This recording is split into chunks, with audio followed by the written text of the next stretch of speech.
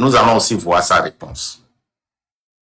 Les gars, on y va. On va commencer. On va commencer tout à l'heure.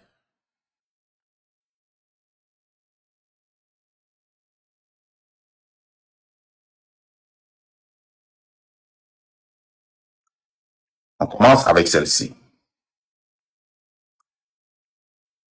Micro. C'est Kofi Nyanyam. Oui. Oui, ok.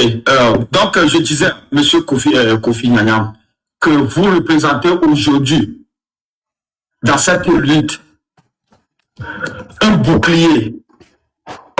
Un bouclier. Bon, je vais aller terre à terre pour qu'il y ait des amis qui m'écoutent aussi. Je suis dans cette révolution sur TikTok. Je fais aussi des lives. J'organise aussi des Togolais. J'explique aussi la révolution. Mais il s'est fait que j'ai participé au panel de beaucoup de mouvements aussi. Bien sûr, je l'assume. Mais présentement, comme c'est MC6 qui vraiment a la flamme, je suis avec eux, je participe à tout ce qu'ils me demandent, bien sûr.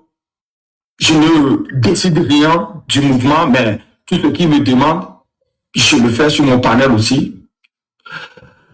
Mais il s'est fait que certains sont venus aussi vouloir m'attaquer du fait que pourquoi je soutiens MC6 et que je sais que derrière c'est MLN qui est avec eux. Je sais que vous savez, c'est pas une polémique, hein, c'est une amertume pour moi de sortir ça. C'est pour cette raison même que les amis ont voulu que je vienne parler directement avec toi, que ce serait mieux. Maintenant, écoute, tonton, nous ne sommes que des jeunes qui veulent un changement dans notre pays. On veut juste arrêter la barbarie sur nos têtes. Maintenant, à chaque fois qu'on supporte un mouvement, il y a le mouvement, le nom du mouvement MLN, qui vient toujours pour nous accuser du fait que vous n'êtes pas des révolutionnaires. Emma, toi, tu prouves la révolution. Toi, tu as demandé aux Togolais de faire ceci, de faire cela. Et je l'assume. Pourquoi tu supportes un mouvement qui a pour partenaire MLN qui n'est pas révolutionnaire? Parce que ce que nous aussi on propose, on le dit sur notre panel. Je ne le dis pas chez les autres. Mais je le dis sur mon panel. Nous aussi on propose des choses. Puis, par exemple, nous on a remarqué que Fon Nacibé, c'est la barbarie qu'il a amené. C'est des fusillades. C'est de l'assassinat. Fon Nacibé, on a remarqué que c'est un sanguinaire. Pas plus qu'hier. Il a encore libéré des prisonniers, les jeunes Togolais qui n'ont rien fait. Maintenant, il est en train de les torturer, de leur dire il torture. Premièrement, il a torturé ces petits. Les petits sont allés en prison. Maintenant, dehors, il les torture aussi.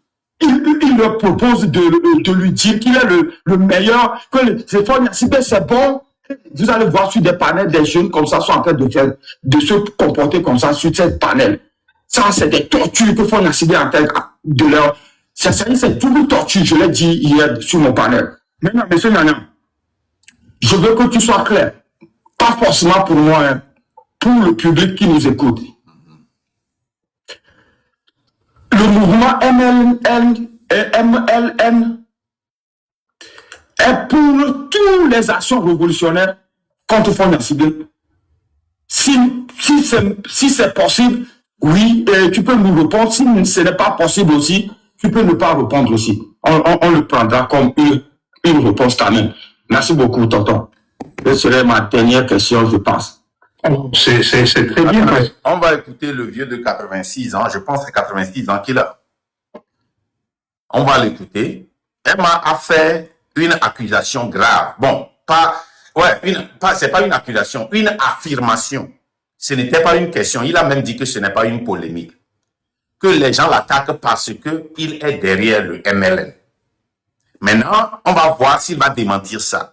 Et la question aussi est de savoir si le MLN est pour toute action révolutionnaire. Attention, écoutez le vieux de 86 ans. Hein. Écoutez-le. Cherchez des écouteurs. Il va répondre. Dans dans la manière que nous avons eue pour créer MLN, on l'a dit clairement, créer MLN, c'est d'abord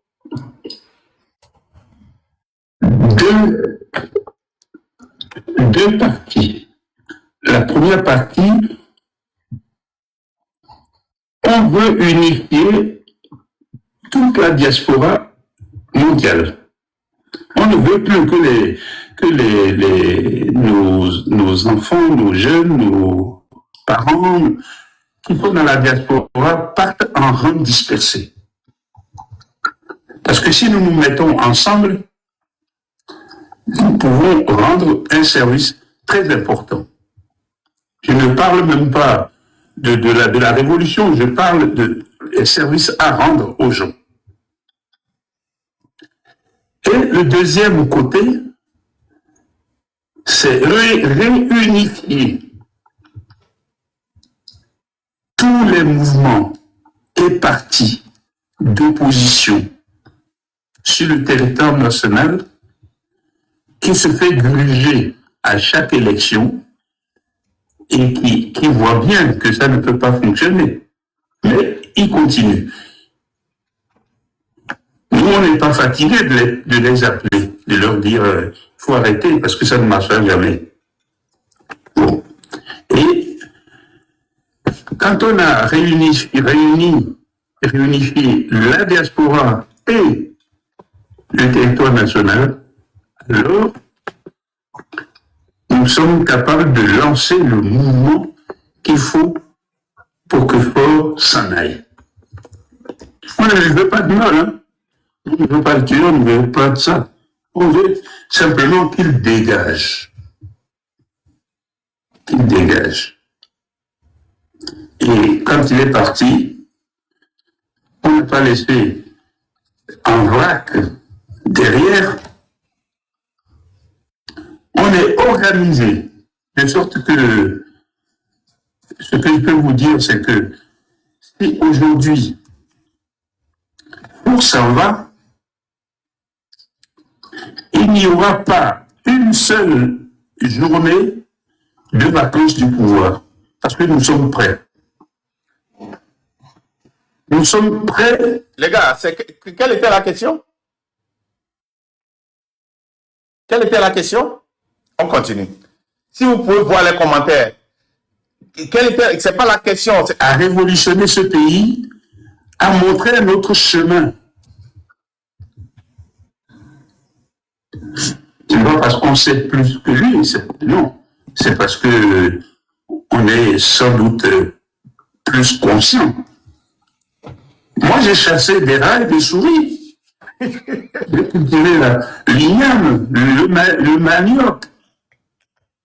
Faure, qu'est-ce qu'il fait? Il sait faire rien. Il ne sait rien faire. J'ai fait des études aussi. Et j'ai fait des études meilleures que lui. Parce que son diplôme qu'il a raconté il y a des mois, qu'il a, je sais pas quoi, comment on appelle un MBA? Il a un MBA aux États-Unis. Mais nous, on est allé vérifier, hein. Un MBA de l'université de Georgetown. De Georgetown, aux États, à Washington. On est allé vérifier. Il a commencé par dire qu'il était à Sorbonne, Paris-Dauphine. Paris-Dauphine. Alors, lorsqu'il est devenu président,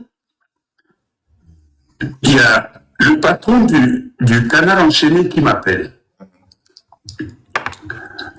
Monsieur le ministre, tout ce qu'il veut montrer, c'est qu'il a des connexions en France, il est éduqué, il a été ministre, mais la question que l'enfant qui est venu, selon l'âge, j'appelle Emma, enfant par rapport à Kofi Nyam, ce que ton enfant, ton fils est venu te poser comme question, nous sommes dans une révolution, vous l'êtes ou pas, On nous accuse parce que vous êtes derrière le M106. C'est Zaga qui a dit la dernière fois qu'il n'était pas derrière eux. On nous accuse parce que vous êtes derrière le M106 et j'assume. Ce n'est pas une polémique, tout le monde le sait. Vous êtes dans une révolution ou pas? Est-ce que vous êtes d'accord? Vous êtes pour toute action révolutionnaire ou pas? On est rentré dans les ignames, maintenant on est dans les études, on l'appelle, monsieur le ministre, pour lui parler de cela. Vous avez vu la gueule de votre président? J'ai dit quel président? Non, bon, c'est pas le vôtre, mais le président du Togo. Alors, j'ai dit, oui, j'ai vu. Mais il est vraiment diplômé de Dauphine. J'ai dit, mais monsieur le directeur, c'est toi le journaliste ou c'est moi? Et la raison pour laquelle je Si c'est toi le journaliste, vous voyez la personne. C'est à toi d'aller faire l'enquête. C'est à toi de me dire s'il est vraiment diplômé de Dauphine. Et c'est pas à moi de te le dire. Il dit non, mais j'ai vérifié. Il n'a jamais été inscrit à Dauphine, pas même pour un poste de balayeur.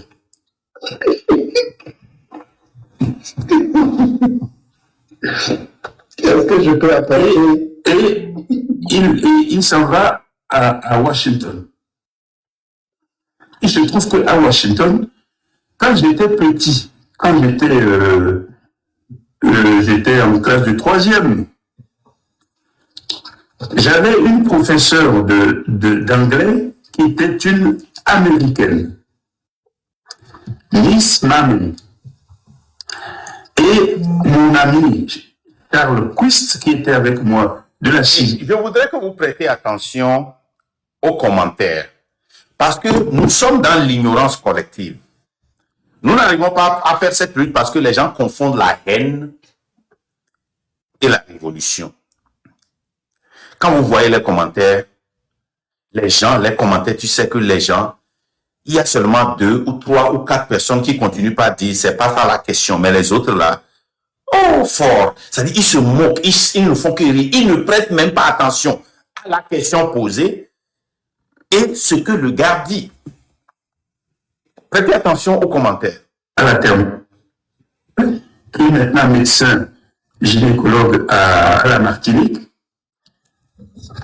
me reçoit un jour à Fort-de-France et me dit donc aux filles, tu sais quoi? Non, j'ai rencontré Miss Mammon. Ah oui, où est-ce qu'elle est? Elle est à l'université de Georgetown à Washington.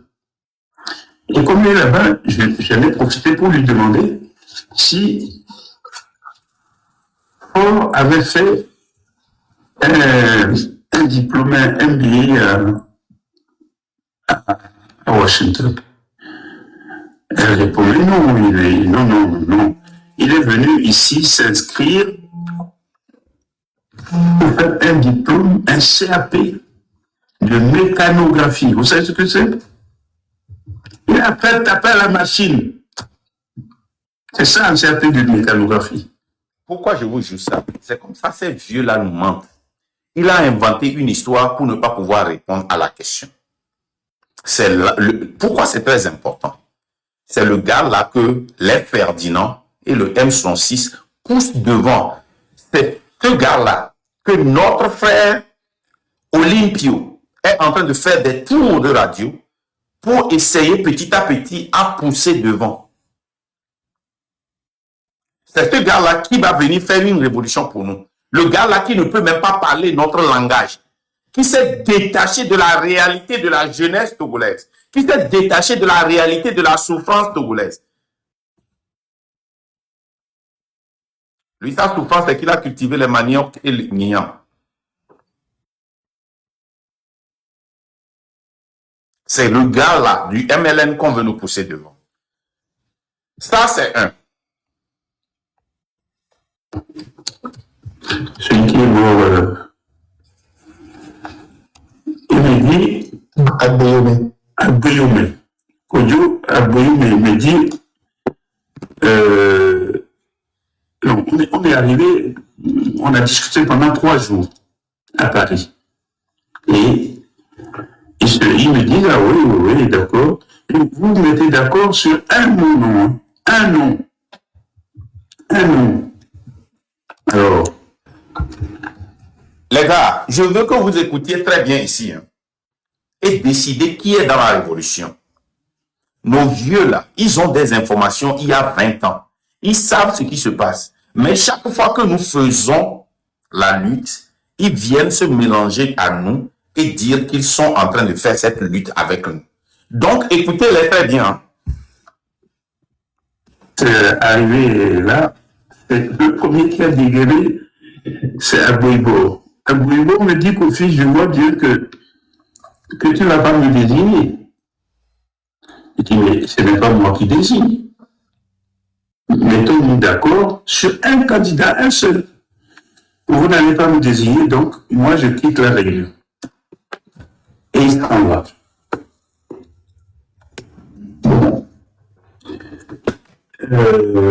Arrive Madame de Lévy. Margot, Brigitte. Oui, Brigitte. Elle me dit, moi, je ne peux pas décider, il faut que je consulte le président, c'est-à-dire Lévy. Léopold. Je dis, mais c'est pas un problème. Tu consultes Léo, et puis tu me dis, va dans le bureau à côté, là. C'est mon bureau, là. Tu vas là. Le téléphone qui est là, tu peux l'utiliser, tu appelles Paris, tu appelles Lomé. Voilà. Il revient, il me dit, voilà. Vous voyez ce qui se passe Léo ne veut pas. Bon. Quand on vous dit que la France-Afrique, le néocolonialisme, c'est ça qui gouverne le Togo, vous dites qu'on vous ment. Même l'opposition, les décisions de l'opposition sont prises par la France. Pour choisir un candidat, la France a délégué qui? Kofi Nyam-Nyam, qu'on nous présente aujourd'hui, pour choisir, pour qu'il soit d'accord et il négocie un nom avec les opposants et qu'il amène au président français pour qu'il les appuie à aller aux élections pour remplacer Eyadema. On y va. D'accord. Et il restait à Guéomé, l'autre là, le petit mouveur.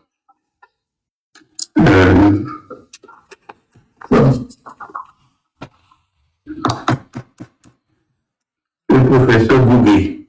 Voilà. Gougué, lui, dit oui, mais ils ne voudront jamais de moi, donc moi je m'en vais. C'est-à-dire, eux-mêmes, ils sont dans une lutte, mais ils n'ont pas confiance en eux. Agboibo dit que moi, je sais que tu ne vas pas me choisir, donc je m'en vais. Kogé dit que ils ne voudront jamais de moi, je m'en vais. Madame Adjamagbo ne peut même pas présenter son président, qui est Léopold Ninevi. Elle doit l'appeler pour avoir. C'est que c'est des gens qui n'ont même pas une conviction. Ils font des voyages parce que c'est une opportunité. Qu'est-ce que vous vous êtes dit, toi et Léopold Ninevi, avant que tu ne prennes l'avion pour aller à Paris? Et tu dois l'appeler pour confirmer que, hey, boss, je dois présenter ton nom.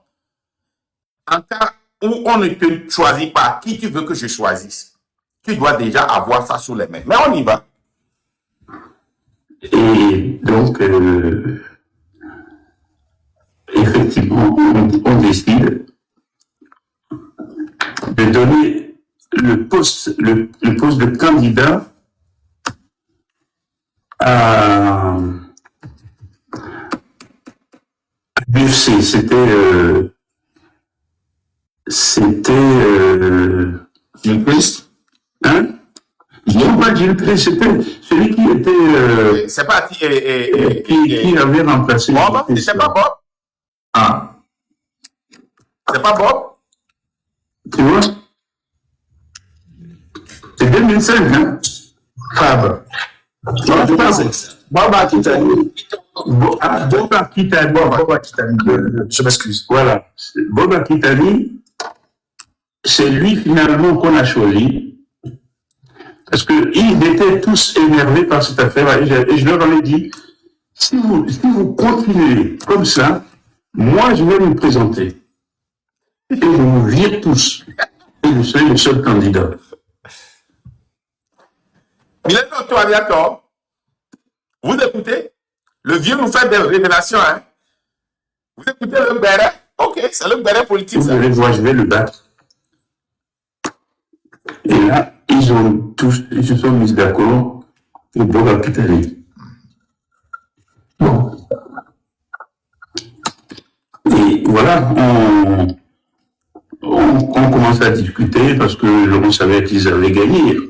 Ils allaient gagner.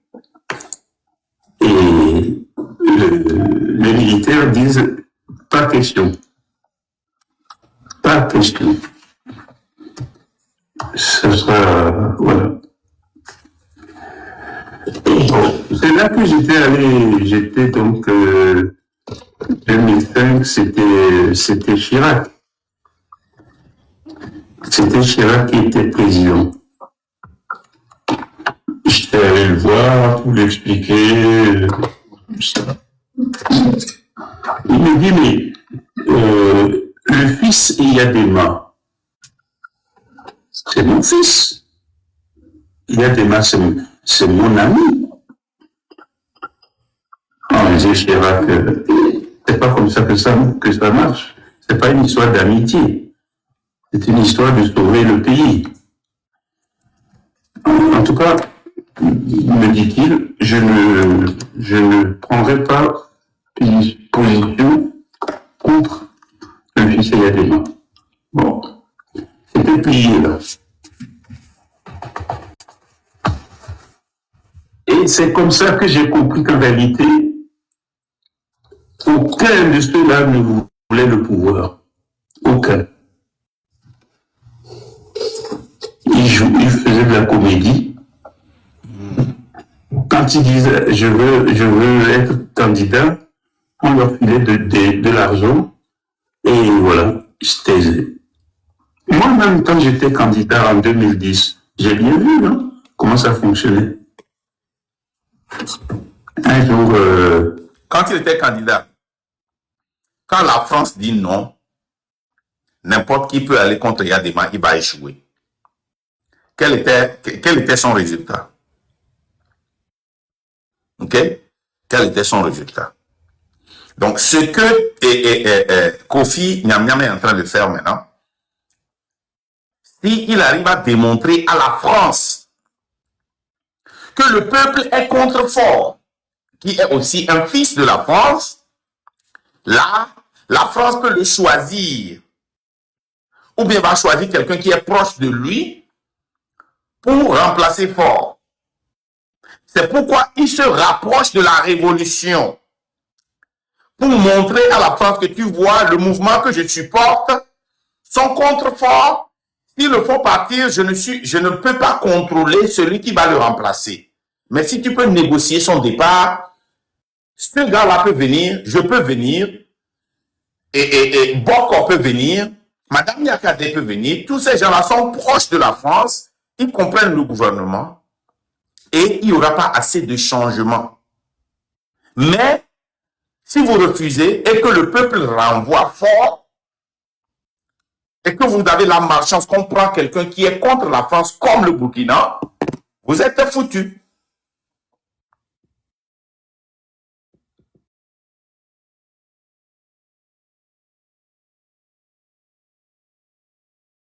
Vous êtes foutus.